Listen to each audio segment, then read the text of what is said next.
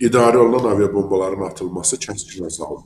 Rusiya tərəfinin hücumlarını təşkil edən aviasiya komponenti bundan ibarət idi ki, onlarda doğrudan da bəlkə də sonsuz sayda idarə olunan aviabombalar var. Sovetlər vaxtından bütün o nə bilim, 10 minlərlə yox, bəlkə də 100 minlərlə bizim dostlarımız, mən yəni bu sahənin mütəxəssisi deyiləm, amma o artilleriyada, raket, zenit qurğularında olan komandirlər, bizim generallar, yəni Zabitlər Birliyi generalları deyirlər ki, Rusiyada o sayı hesabı yoxdur.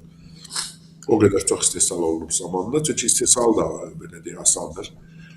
İndi onların atılmasının qarşısı alınıb. Aydındır ki, Rusiya səfərbərlik həyata keçirə bilmir.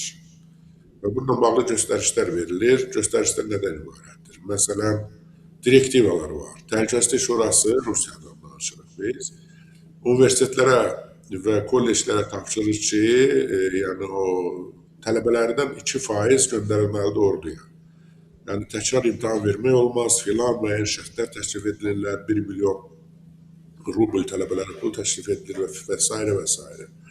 Ondan əlavə 150-200 nəfər işçisi olan əmək kollektivlərinə verilən raznaryadka, göstəriş, yəni bunu qubernatorlar veriblər. Yəni, bunlar var ki, sənədlər var.